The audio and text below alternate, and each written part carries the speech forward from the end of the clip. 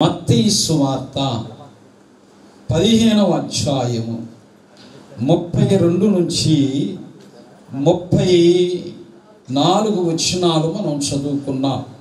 ఇక్కడ యేసు ప్రభువారు గలిలయ సముద్ర తీరమున కూర్చున్నారు. వచ్చినప్పుడు అక్కడ ఒక కొండ ఉంటే ఆ కొండ దగ్గర కూర్చున్నప్పుడు ఆయన దగ్గరికి జన సమూహాలు వచ్చారు.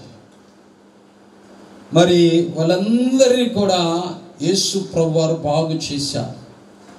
కుంటివారిని, గుడ్డివారిని, మోగవారిని, అంగహీనులను వీళ్ళందరినీ కూడా ప్రభువు ముట్టి బాగు చేశాడు. వీళ్ళందరినీ కూడా ఏం చేశాడంటే ప్రభువు బాగు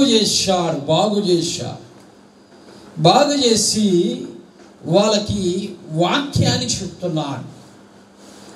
వాక్యం చెప్తున్నప్పుడు వాళ్ళందరూ కూడా వాక్యం మీద మనసు పెట్టారు.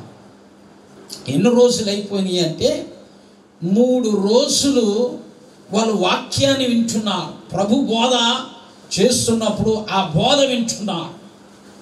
ఈరోజు చూడండి, ఎవరైనా ఏ పాస్టర్ గారైనా 1 గంట సేపు చెప్పారనుకోండి, మనందరికి కూడా ఏమొస్తుందంటే గంట దాటింది అనుకోండి, ఏమైంది?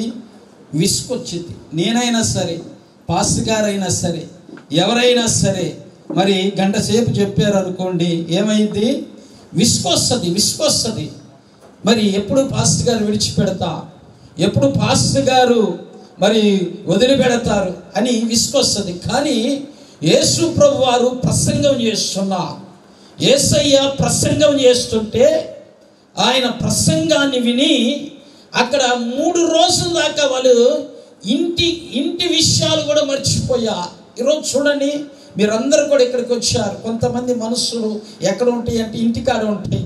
నా బిడ్డ ఏం చేస్తున్నారు, మా ఇంట్లో ఏం జరుగుతుందో, నేను మందిరానికి వచ్చాను, మందిరంలో కూర్చున్నాను, మా యజమానుడు ఏం చేస్తున్నాడు, నా భర్త ఏం చేస్తుందో, నా భార్య ఏం చేస్తుందో, నా బిడ్డలు ఏం చేస్తున్నారు, ఇదిగో నేను ఉద్యోగాన్ని వదిలేసి వచ్చాను, అధికారులు ఏమంటున్నారు, ఇదిగో పనిని వదిలేసి వచ్చాను, మరి యజమానుడు ఏమంటున్నాడు, ఇలాగ రకరకాల మరి మనస్తత్వం కలిగి చాలా మంది కూడా దేవుని వాక్యం మీద మనస్సు ఉంచలేకపోతున్నారు. యేసు ప్రభు వారు వాక్యం చెప్తున్నప్పుడు, యేసయ్య వాక్యం చెప్తున్నప్పుడు వాళ్ళు 3 దినాలు అక్కడే వాళ్ళు విని వాక్యాన్ని వింటున్నారన్నమాట. ఇంటి పరిస్థితులన్నీ కూడా జ్ఞాపకం రావట్లా, సమస్యలు జ్ఞాపకం రావట్లా, ఇబ్బందులు జ్ఞాపకం రావట్లా, అప్పుల గురించి ఆలోచన లేదు అన్నమాట. ఇకలోకి సంబంధమైన ఆశల గురించి ఆశలన్నీ కూడా మర్చిపోయారన్నమాట. యేసు ప్రభు వారు వాక్యం చెప్తున్నప్పుడు వాళ్ళ మనస్సంతా కూడా ఆ యేసయ్య మీదే, ఆయన సన్నిధిలో ఉన్నట్లుగా వాళ్ళందరూ కూడా కూర్చొని వాక్యాన్ని వింటున్నారు.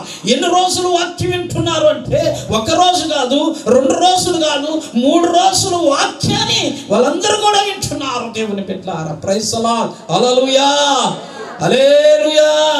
3 రోజులు వాక్యాన్ని వింటున్నారు.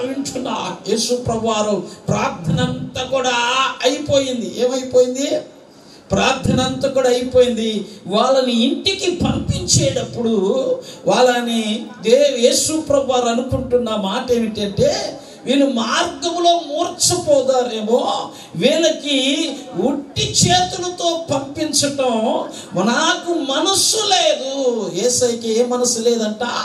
ఒట్టిగా పంపించటం మనస్సు లేదన్నమాట. ఈ రోజున మీరందరూ కూడా ఇక్కడికి వచ్చా, దేవుని సన్నిధి నుంచి వెళ్ళేటప్పుడు దేవుడు మిమ్మల్ని ఒట్టిగా పంపించటము ఆయనకు మనస్సు లేదన్నమాట. మనస్సు లేదు.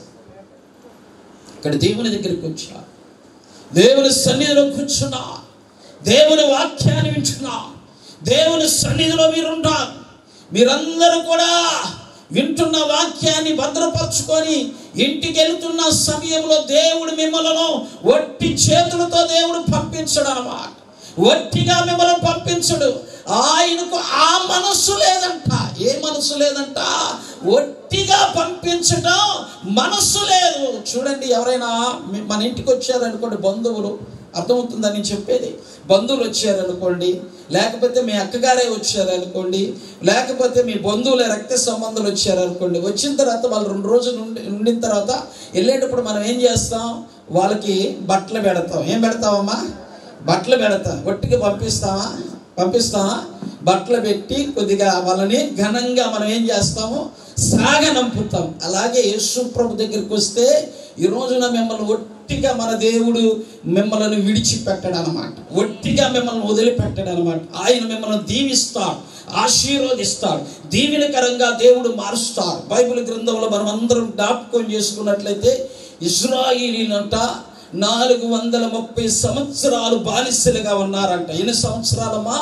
430 సంవత్సరాలు బానిసలుగా ఉన్నారు. బానిసలుగా ఉన్న ఇశ్రాయేలీలను దేవుడు వాళ్ళ మొర ఆలకించి అన్నమాట. ఒక రోజునంట వాళ్ళు ఏడుస్తున్నారంట, కన్నీరు కాడుస్తున్నారన్నమాట. వీళ్ళకి ఫరో జీతం ఇవ్వట్లేదంట.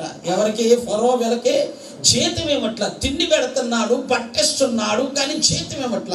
చూడండి, ఎవరైనా తిండి పెట్టారనుకోండి, మనకి బట్టిచ్చారనుకోండి, మన అవసరతను తీర్చారనుకోండి, మనకి డబ్బులు ఇవ్వకపోయారనుకో ఎంత బాధగా ఉంటుంది, ఎంత వేదనగా ఉంటుంది. వీళ్ళ కష్టం అంట 430 సంవత్సరాల నుంచి దోచుకుంటున్నాడంట అనమాట. ఈ రోజున చూడండి, అపవాది సాతాను మీ కష్టాన్ని దోచుకుంటున్నాడు, మీ కష్టాన్ని వాడు దోచేసుకుంటున్నాడు అనమాట. 430 సంవత్సరాలు అనమాట.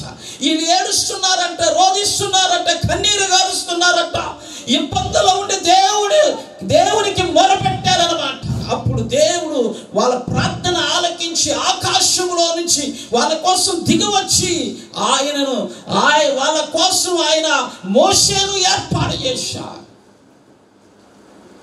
మోషేని ఏర్పాటు చేసి వాళ్ళను మరి ఐగుప్తు నుంచి విడిపించమని దేవుడు మోషేకు తెలియజేసినప్పుడు వాళ్ళు ఐగుప్తు నుంచి వెళ్ళేటప్పుడంట ఒట్టి చేతులతో వెళ్ళట్లేదంట.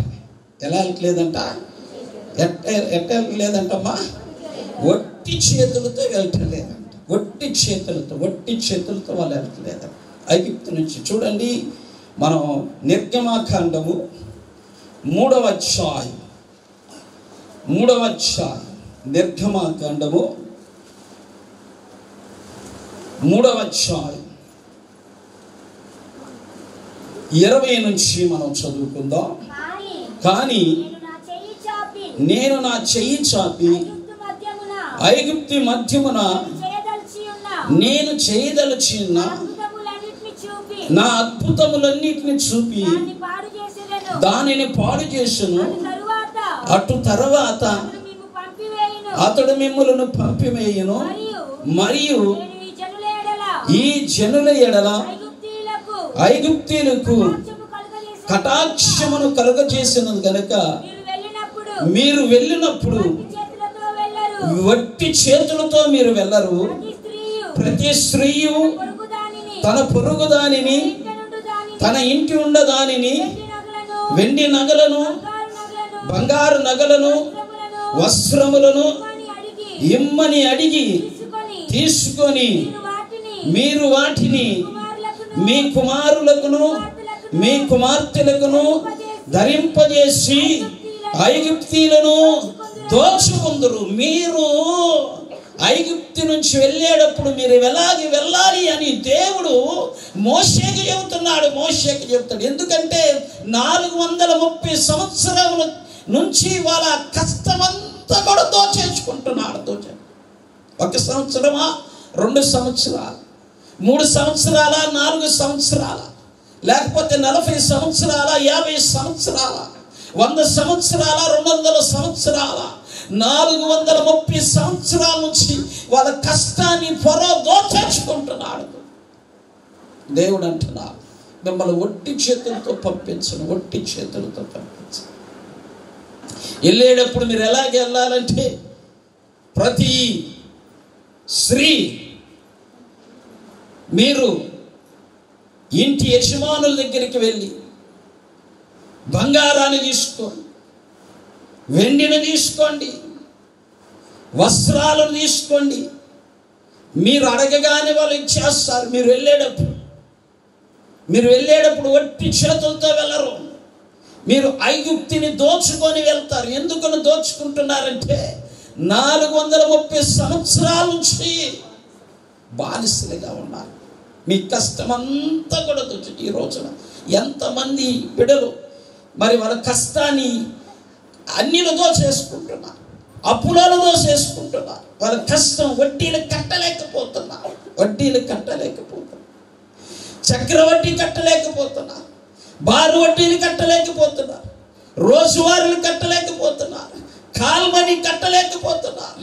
అయ్యో, వాళ్ళ కష్టాన్ని వాళ్ళు దోచేసుకుంటున్నారు. ఈరోజు దేవుడు చెప్తున్న మాట ఏమిటంటే, మీకు విడుదలను దేవుడు అనుగ్రహిస్తున్నాడు. ఎటువంటి అప్పులో ఉన్నా సరే, ఎటువంటి సమస్యలో ఉన్నా సరే, ఎటువంటి ఇబ్బందుల్లో ఉన్నా సరే, ఎటువంటి ఇరుకులో ఉన్నా సరే, మిమ్మల్ని దేవుడు విడిపించి మీ జీవితాలను ఆశీర్వాదకరంగా శుభప్రదమైన జీవితానికి ప్రభు మార్చబోతున్నాడు. ప్రైజ్ ది లార్డ్, హల్లెలూయా, హల్లెలూయా. ఎలా వెళ్ళాలంటే, మీరు వెళ్ళేటప్పుడు కానానికి ఎలా వెళ్ళాలి అంటే బంగారాన్ని ధరించుకొని వెళ్ళాలంట. ఏం ధరించుకొని వెళ్ళాలంట? బంగారాన్ని ధరించుకొని. ఇప్పుడు మనం అందరం కూడా ఎక్కడికి వెళ్ళాలంటే పరలోకం అనే కానానికి వెళ్ళేటప్పుడు మనం ఏం వేసుకోవాలంట? బంగారం అనే మరి పరిశుద్ధతను మనం ధరించుకోవాలి అన్నమాట. ప్రైజ్ ది లార్డ్, హల్లెలూయా.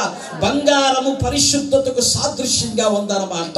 మనం పరిశుద్ధతను ధరించుకోవాలి. ఎక్కడికి వెళ్ళాలి అంటే ఆ దేవాతి దేవుని దగ్గరికి వెళ్ళాలంటే, ఆ పరలోకంలోకి వెళ్ళాలంటే, ఆ రాజు దగ్గర మనం ఉండాలి అంటే, సియోను రాజును మనం చూడాలి అంటే పరిశుద్ధతను ధరించుకోవాలి అన్నమాట. పరిశుద్ధత లేకుండా ఎవడో కూడా ప్రభుని చూడలేరు దేవుని పెట్ట. ప్రైజ్ ది లార్డ్, హల్లెలూయా. ఏం ధరించుకోవాలమ్మా నువ్వు? ఏం ధరించుకోవాలి నువ్వు? పరిశుద్ధత ఉండాలి. నువ్వు పరిశుద్ధతగా ఉండాలి. దేవుడు మోషేకి చెబుతున్న మాట ఏమిటంటే, నేను పరిశుద్ధుడును, మీరు పరిశుద్ధులుగా ఉండాలి.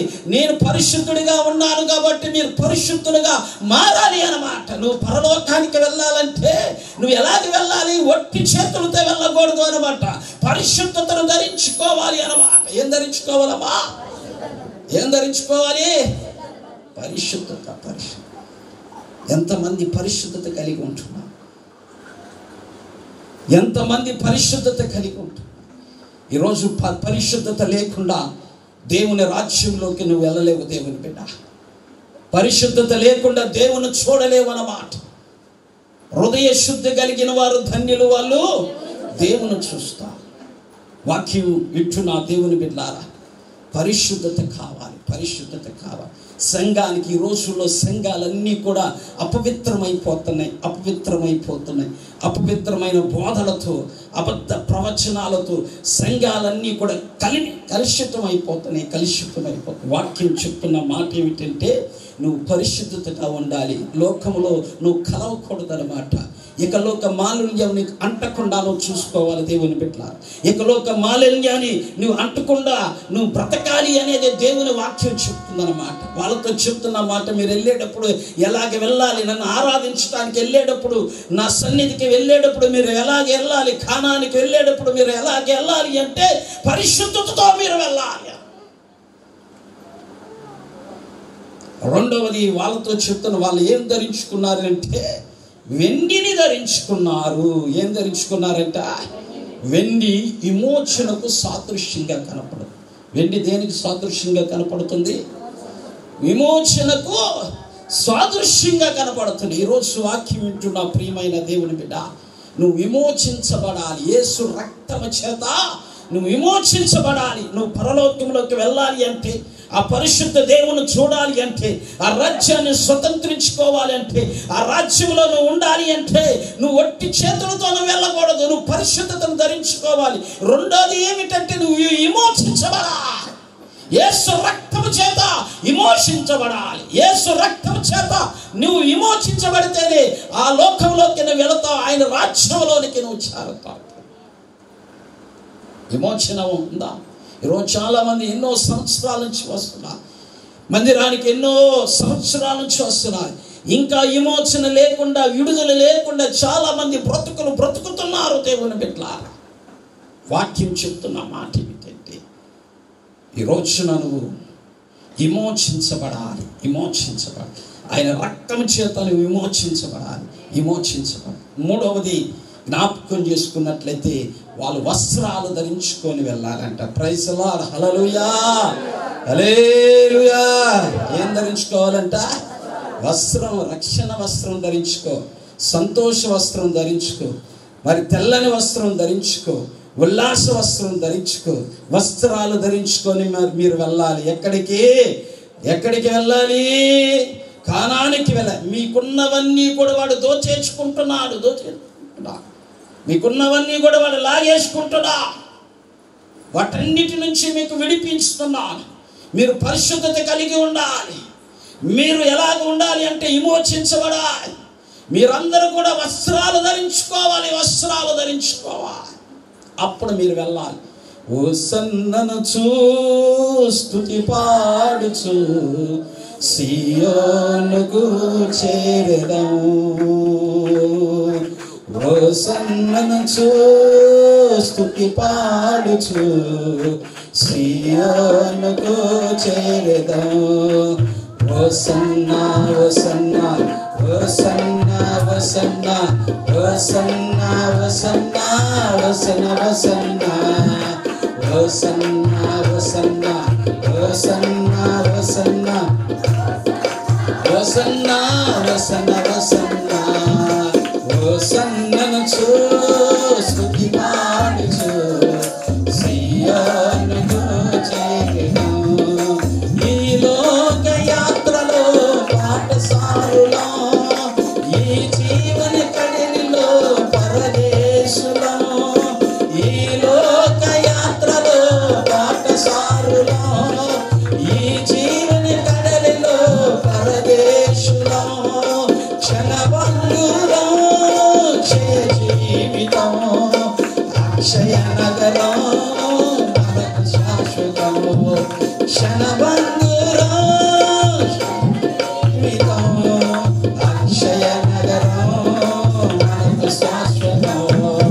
హోసన్నా హోసన్నా హోసన్నా హోసన్నా హోసన్నా హోసన్నా హోసన్నా హోసన్నా హోసన్నా హోసన్నా హోసన్నా హోసన్నా హోసన్నా హోసన్నా హోసన్నా.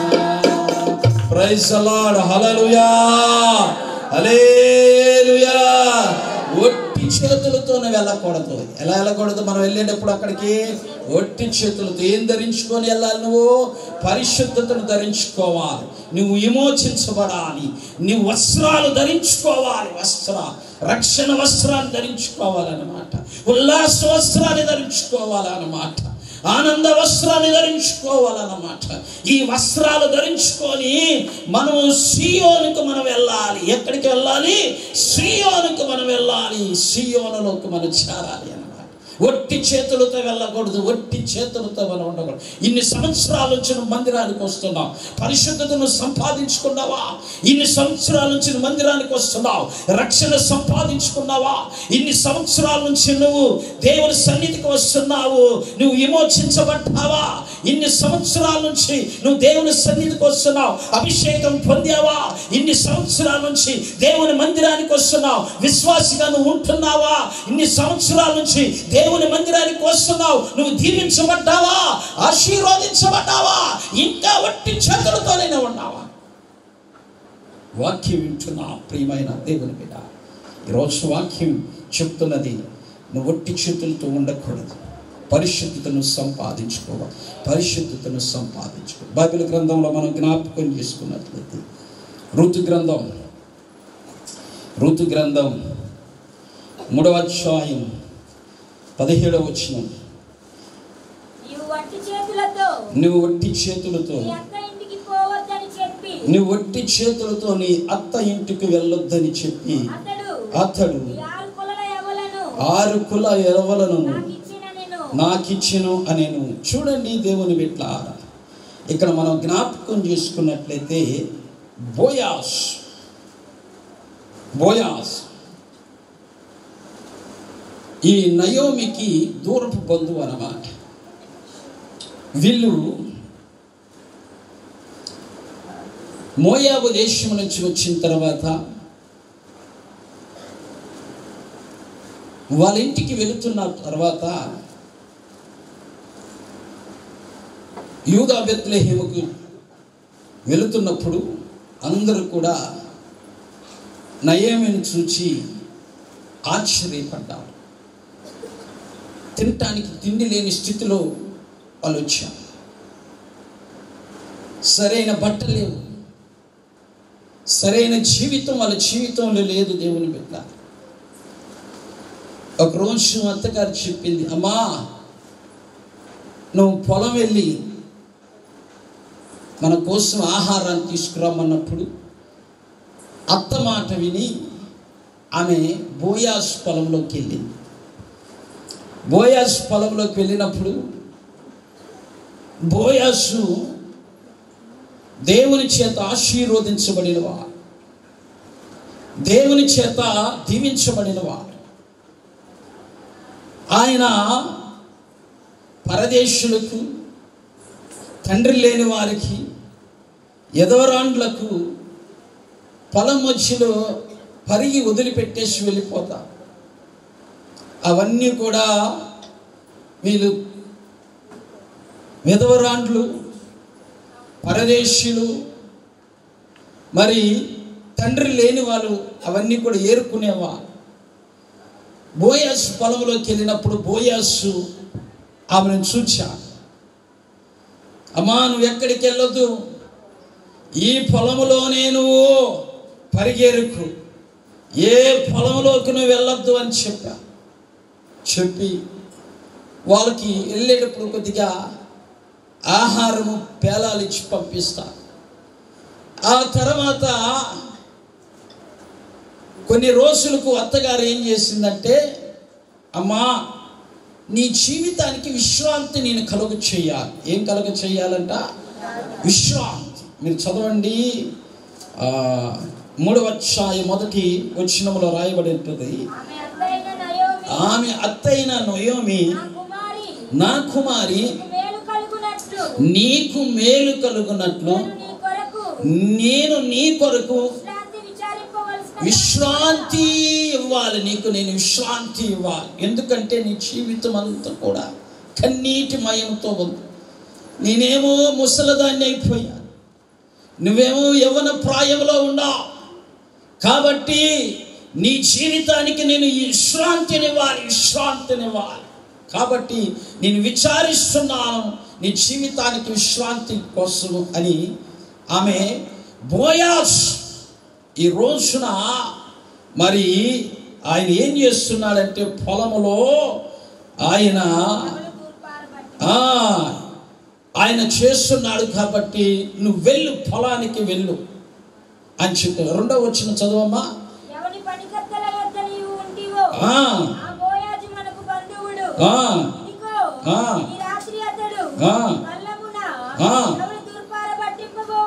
కళ్ళమున తూర్పు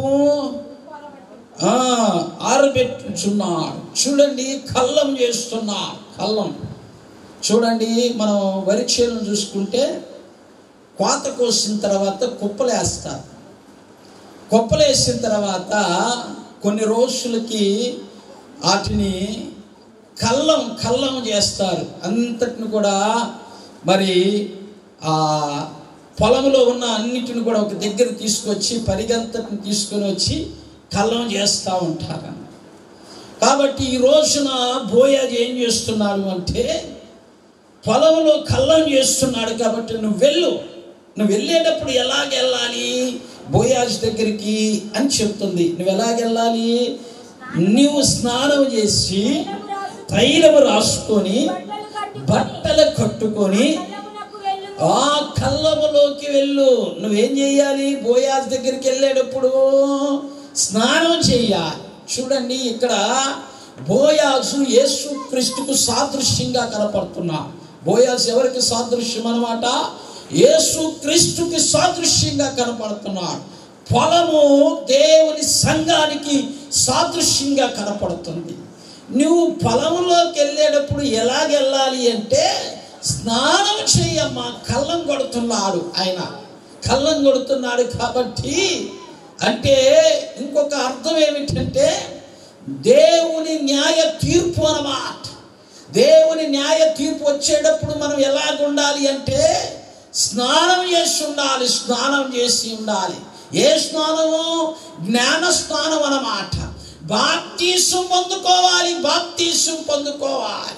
ఈ రూతు నయోమి ఎవరికి సాదృశ్యంగా కనపడుతున్నారంటే ఒక విశ్వాసికి సాదృశ్యంగా కనపడుతున్నారు. ఈ రోజున వాక్యం వింటున్న ప్రియమైన దేవుని బిడ్డ, దేవుని వచనాలు, దేవుని వాక్యాలు చెప్తున్న మాట ఏమిటంటే దేవుడు నిన్ను ఒట్టి చేతులతో పంపించకుండా ఉండాలి అంటే నువ్వేమి చేయాలి అంటే జ్ఞానస్నానం చేయాలి. Praise the Lord. హల్లెలూయా, హల్లెలూయా. ఏం చేయాలంటే జ్ఞానస్నానం. జ్ఞానస్నానం. ఏ స్నానం చేయాలమ్మా? జ్ఞానస్నానం. ఆయన కళ్ళం కొడుతున్నాడు. ఆయన రాకడ రాబోచున్నది. ఆయన తీర్పు రాబోచున్నది. ఆయన న్యాయ తీర్పు రాబోచున్నది. ఆయన గురుగులను గోధుమలను రెండిటిని వేరు చేయ రోజు రాబోతుంది. కాబట్టి నువ్వు ఏం చేయాలి అంటే జ్ఞాన స్నానం చేయాలి. జ్ఞాన స్నానం, బాప్తీసం పొందుకోవాలి. బాప్తీసం.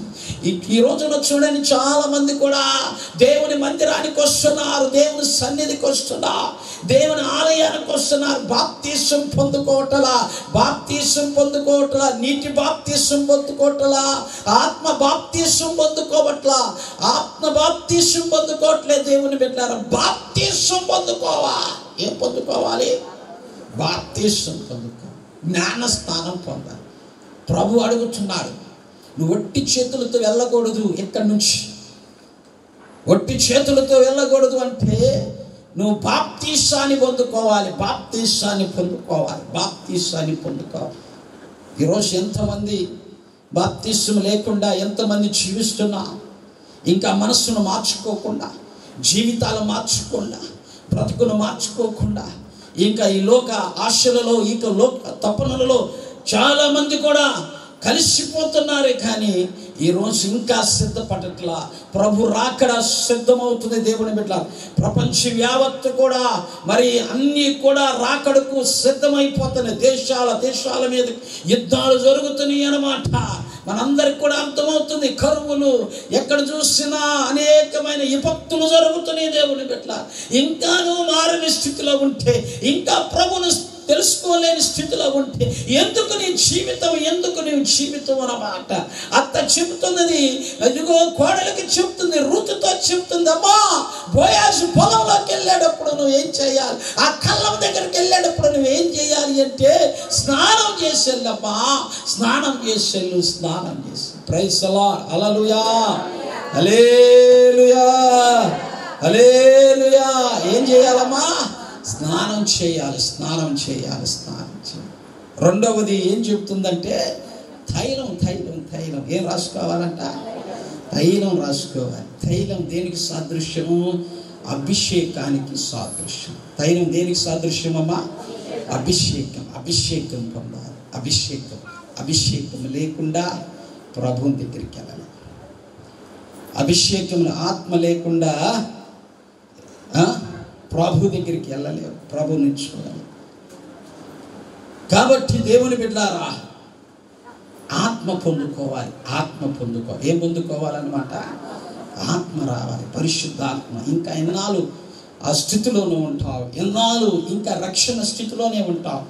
ఇంకా నువ్వు పైకి రావాలి, అభివృద్ధి చెందాలి. ఆత్మ ఫలాలు, ఆత్మ వరాలు పొందుకోవాలి అన్నమాట. ఆత్మ ఫలాలు, ఆత్మ వరాలను పొందుకోవాలి, సంపూర్ణంగా నువ్వు కావాలి అన్నమాట. దేవుని బిడ్డ, అభిషేకం. అభిషేకం. అభిషేకం లేదు. ఈరోజు అభిషేకం లేకుండా నీ ఆత్మీయ జీవితాన్ని కొనసాగించలేవు. దేవుని బిడ్డ, ఆత్మీయ జీవితాన్ని నడిపించలేవు అభిషేకం లేకుండా. సాతాను ఎన్నో కుయుక్తులు చేస్తాడు అన్నమాట. అభిషేకం ఉందనుకోండి, నువ్వు పడిపోవు అన్నమాట, త్రుట్టెడెళ్ళవు అన్నమాట. దేవుని కాపుదల నీ మీద ఉంటుంది. పరిశుద్ధాత్మ దేవుడు నిన్ను నడిపిస్తా ఉంటాడు. దేవుని బిడ్డలారా, అభిషేకాన్ని పొందుకోవాలి. అభిషేకం పొందుకోవాలి.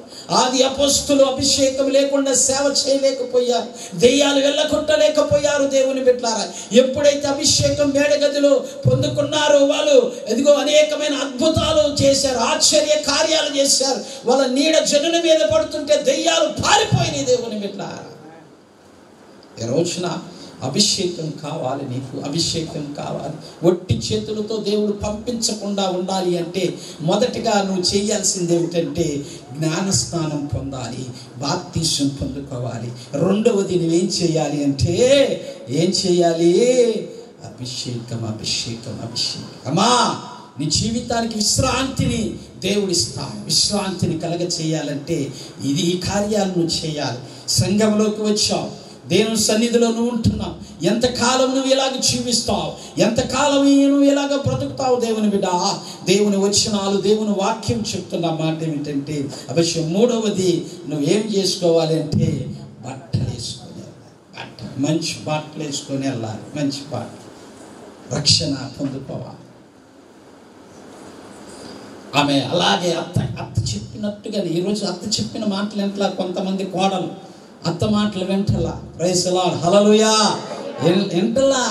ఇంటలా అత్త మాటలు వెంటలా వింటే మీ జీవితానికి ఏం కలిగిద్దంటే అమ్మా విశ్రాంతి కలిగి. కొంతమంది అత్తలు ఉన్నారు, కోడలు విసికిస్తారు, విసికిచ్చే అత్తలు ఉన్నారు. కాబట్టి మీరు కూడా మారాలి. మీ కుటుంబాలు కట్టబడాలి అంటే, మీరందరూ కూడా ఆశీర్వదించబడాలి అంటే మీ కోడలను మీరు కుమార్తెలుగా చూడాలి, మీ అత్తలను మీ తల్లిగా మీరు చూడాలి.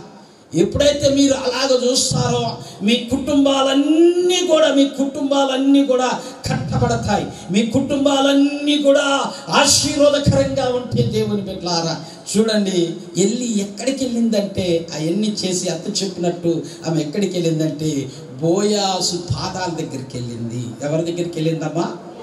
బోయాసు పాదాల దగ్గరికి వెళ్ళి కూర్చుంది. నువ్వు ఎక్కడికి రావాలి? పాదాల దగ్గర ఉండాలి. దేవుని పాదాల దగ్గర ఉండాలి ఎప్పుడు. మరి ఆమె మరియా ఎక్కడ ఉత్తమమైనది కాబట్టి నువ్వు దేవుని పాదాల దగ్గర ఉండాలి. ప్రైజ్ ది లార్డ్, హల్లెలూయా. ఇప్పుడు బోయాజ్ పొలంలోకి వెళ్ళింది. బోయాజ్ పాదాల దగ్గర, బోయాజ్ మరి ఆయన లేచి చూడంగానే ఆ ఋతు కనపడతా ఉంటుంది. అప్పుడు ఏం చేస్తాడంటే, అమ్మా ఇది సమయం కాదు, కాబట్టి నిన్ను విడిపించాలంటే ఇంకొకడు ఉన్నాడు, వాడు విడిపించకపోతే నేనే నిన్ను విడిపించేది, కాబట్టి నువ్వు వెళ్ళు అని ఆమెను పంపించేటప్పుడు ఎలా పంపిస్తున్నాడంటే ఒట్టి చేతులతో పంపించట్లా, ఒట్టి చేతులతో పంపించట్లా. కాబట్టి ఈరోజు ప్రభు మిమ్మల్ని ఒట్టి చేతులతో పంపించడు. ప్రైజ్ ది లార్డ్, హల్లెలూయా, హల్లెలూయా, హల్లెలూయా, హల్లెలూయా. చూడండి, నిర్గమాకాండం 23వ అధ్యాయం, నిర్గమాకాండము 23వ అధ్యాయము 15వ వచనం చదవండి.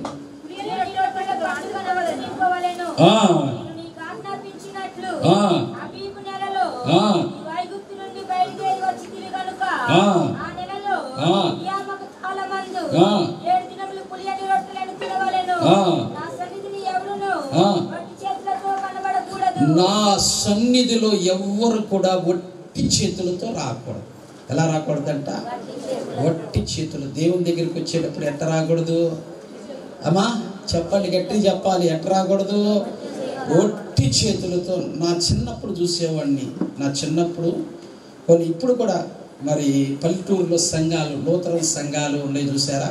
లూథరన్ సంఘాలు, బాప్టిస్ట్ చర్చి, ఇలాంటి చర్చిలు ఉన్నాయి, పెద్ద పెద్ద సిఎస్ఐ చర్చి. వాళ్ళు వెళ్ళేటప్పుడు ఏం చేస్తారంటే, పల్లెటూరులో వాళ్ళు వెళ్ళేటప్పుడు వాళ్ళు ఒట్టి చేతులతో వెళ్ళరు, బొట్ట తీసుకుంటారు. బొట్టలో వారం అంతా కూడా వాళ్ళు తింటారే బియ్యం తీసి దాంట్లో గుప్పిడి తీసి, రోజు గుప్పిడి తీసి దాంట్లో పోతారు. దాంట్లో పోసి ఆదివారం రాగానే ఏం చేస్తారంటే ఆ బియ్యం తీసుకొని వెళ్ళి ఎక్కడ చేస్తారు అమ్మా ఎక్కడ తీసుకొస్తారు? పాస్టర్ గారి దగ్గర అక్కడ ఉంటుంది, ఆ డబ్బాలో తీసుకొచ్చి పోస్తారు. మరి ఇక్కడ మీరు ఎంతమంది చేస్తున్నారు ఆ పని? ప్రైజ్ ది లార్డ్, హల్లెలూయా. ఎంతమంది చేస్తున్నారు? ఈరోజు ఎవరి చర్చిలో కాదు కనపడతలేదు. రాను మరి పాస్టర్ గారికి దశంభాగం ఇస్తున్నారే కానీ మరి పరిసయ్యుల్లాగా, మరి సద్దుకయ్యుల్లాగా కొత్తిమీరలో దాంట్లో దశం భాగం ఇచ్చేవాళ్ళు కనపడతల్లా, దశం భాగం ఇచ్చేవాళ్ళు కనపడతారు. Praise the Lord. హల్లెలూయా, హల్లెలూయా. తినే తిండిలో కూడా మనము దేవునికి ఏమి ఇవ్వాలి అంటే మరి దశమ భాగం ఇవ్వాలి. దశమ భాగం వట్టి చేతులతో కనబడకూడదు. మీరు నా సన్నిధికి వచ్చేటప్పుడు, నా సన్నిధికి వచ్చేటప్పుడు మీరు ఆశీర్వదించబడాలన్నా, మీరు దీవించబడాలన్నా, మీరు అభివృద్ధి పరచబడాలన్నా, మీరు ఉన్నతంగా మారాలి అంట. ఇదిగో మీరు ఉన్నతంగా మెట్టి ఎక్కాలన్నా, మీరందరూ కూడా దీవించబడాలి అంటే దేవుని బిడ్డలారా, మీరు దేవుని సన్నిధికి వచ్చేటప్పుడు వట్టి చేతులతో రాకూడదు. చూడండి, కోల్గేట్ గురించి విన్నా. కోల్గేట్ గురించి ఎంతమంది అన్నారు? కోల్గేట్ మరి తయారు చేసే ఆ ఫౌండర్ గారు, మరి ఆయన పుస్తకం ఉంది. ఆయన మొదట తన కంపెనీలో నుంచి 10% ఇచ్చాడంట. 10% ఇచ్చిన తర్వాత దేవుడు ఆ కంపెనీ దీవించాడంట. ఆయన కూడా క్రైస్తవుడే, కోల్గేట్ ఆయన క్రైస్తవుడు. తర్వాత దేవుడు తన కంపెనీని, తన ఆ వ్యాపార లావాదేవీలన్నింటిని కూడా ఆశీర్వదించిన తర్వాత ఆయన ఏం చేశాడంటే 20% ఇచ్చేవాడంట. దేవునికి ఎంత ఇచ్చేవాడు అమ్మా? ఎంత ఇచ్చేవాడు? ఇంకా దేవుడు దీవించాడంట, ఇంకా దేవుణ్ణి దీవించాడంట, ఇంకా దేవుణ్ణి దీవించాడంట. దీవిస్తే ఆయన ఏం చేశాడంటే మరి 30% ఇస్తున్నాడంట. ఇంకా దేవుడు తన వ్యాపారాన్ని దేశ విదేశాలకు వ్యాపించజేసినప్పుడు దేవునికి 40% ఇచ్చాడంట. ఆ తర్వాత ఇంకా అభివృద్ధి చెందుతుంటే దేవునికి ఆయనకి 50 అంట. ఇంకా అభివృద్ధి చేస్తే చివరికి ఆయనకి 40, దేవునికి ఎంత ఇచ్చేవాడు? 60. Praise the Lord. హల్లెలూయా, హల్లెలూయా, హల్లెలూయా. ఈరోజు వాక్యం వింటున్న ప్రియమైన దేవుని బిడ్డ, నేను చెప్పేది ఏమిటంటే మీరు ఒట్టి చేతులతో దేవుని ఎద్దకు రాదు. దేవుడు ఇశ్రాయేలుతో చెప్తున్నా, మీరు పులియన రొట్టె పండగ చేసేటప్పుడు, మీరు ఆ పండగ చేసేటప్పుడు ఒట్టి చేతులతో నా ఎద్దుకు రాదు. వాళ్ళు సంవత్సరం అంతా ఒకసారి పండగ చేస్తారు. ఆ పండగకి ఏం చేస్తారంటే ఆ దేశంలో పండిన పంటలన్నీ కూడా వాళ్ళ బండ్లు ఉంటాయి. ఆ బండ్లు, మందిరానికి బండ్లు ఉంటాయి. ఆ బండుల్లో వేసుకొని వచ్చి మందిరం దగ్గర వాటిని విడిచిపెట్టేవారు. ఎవరు ఏ పంట పండిందో తీసుకొచ్చి అక్కడ పెట్టేవారు. యాజకులు దానిని అర్పించి యాజకులు తీసుకునేవాళ్ళు అన్నమాట. యాజకులు తీసుకునేవారు. చూడండి, చివరిగా నేను చెప్తున్న మాట ఏమిటంటే దేవుని బిడ్డలారా, ద్వితీయోపదేశ కాండము 15వ అధ్యాయం 13వ వచనం.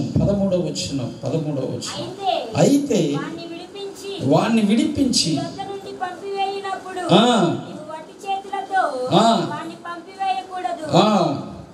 చూడండి దేవుని బిడ్డలారా, ఈ ద్వితీయోపదేశ కాండము 15వ అధ్యాయం 13వ వచనం. మరి ఎవరిని గురించి ఇక్కడ దేవుడు చెప్తున్నాడు అంటే పరదేశుని గురించి దేవుడు చెప్తున్నాడు. వాళ్ళు వెళ్ళేటప్పుడు మీరు ఎలా పంపించాలంటే వట్టి చేతులతో. ఒకసారి చదవమ్మా. 15:13.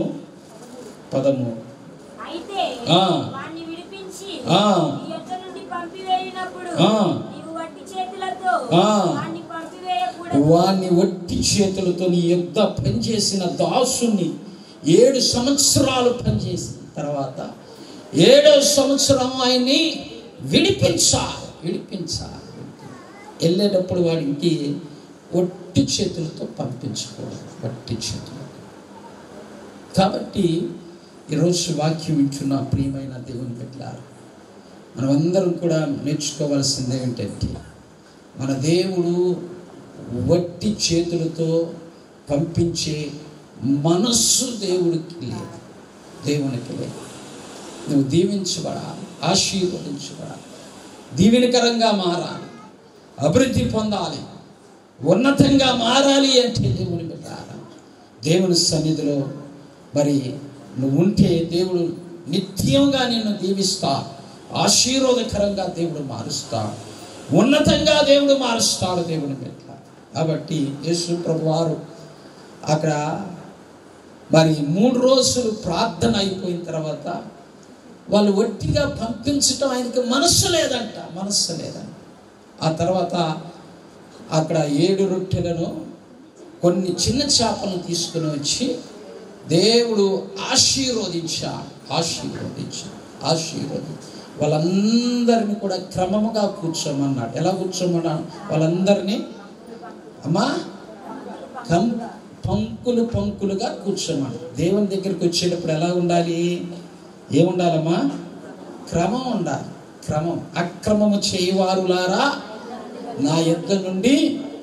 కొంతమంది ఎన్ని గంటలకి పాస్టర్ గారు ప్రార్థన అమ్మా? ఇక్కడ నాకు తెలియదు. ఎన్ని గంటలకి అమ్మా?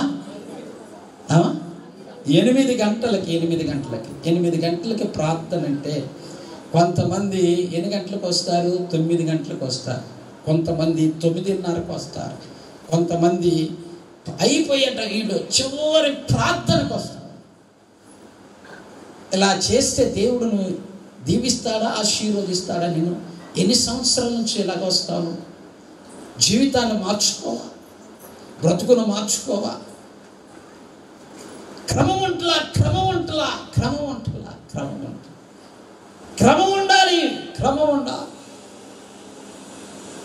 8:30 అనుకోండి, మందిరం 8:30కే రావాలి. 8:30కే రావాలి.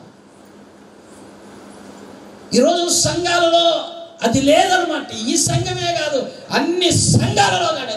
అడిగారు అనుకో పాస్టర్ గారు, మందిరాన్ని మానేస్తామంటారు. ప్రైజ్ ది లార్డ్, హల్లెలూయా. పాస్టర్ గారు గట్టిగా ఏందమ్మా నువ్వు ఎందుకు ఇట్టకి వస్తున్నావు ప్రార్థనకి, టయానికి రావా నువ్వు అన్నావు అనుకో, ఇక 2వ వారం కనిపిస్తారా? కనిపించరు. 2వ వారం రాదు. పాస్టర్ గారు ఇంకేం చేస్తాడు? ఎటు అనలేని స్థితి అన్నమాట. ఈరోజు క్రమంగా ఉండాలి. ఎవరైతే క్రమంగా ఉంటారో వారి జీవితాలను దేవుడు ఆశీర్వదిస్తాడు, దీవెనకరంగా మారుస్తాడు.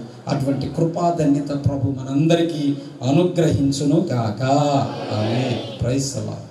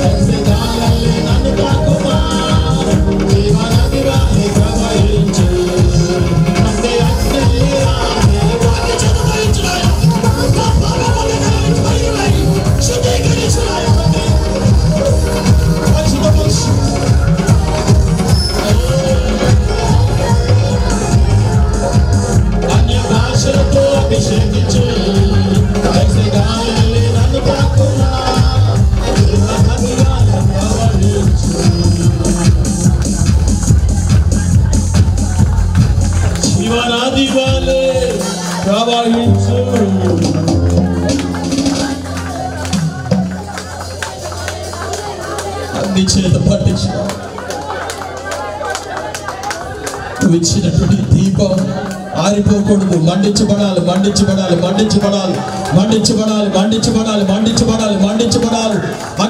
అగ్నివలే ఒక ఉజ్జీవంగా సంఘాన్ని మండించండి. ఒక ఉజ్జీవం నిలబెట్టదాయి. ఆత్మీయతలో పడిపోతున్నాం, బలహీనమైపోతున్నాం, క్రమం తప్పిపోతున్నాం, క్రమం లేని వారు అవుతున్నాం. క్షమించు. పరిశుద్ధపరచు. పోగొట్టుకున్నటువంటివి తిరిగి ఆత్మ పరిశుద్ధ నడిపించు. అగ్ని చేత మండించు. పాప పథకాలను కాల్చివేయి.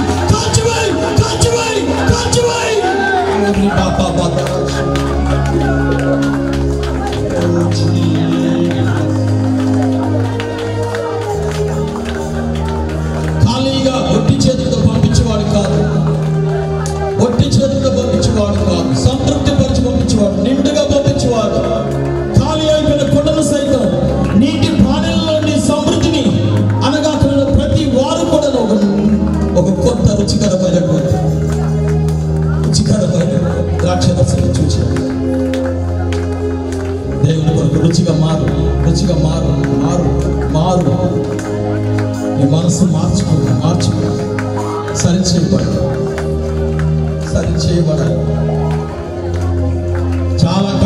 చాలా కాలం అయిపోతుంది.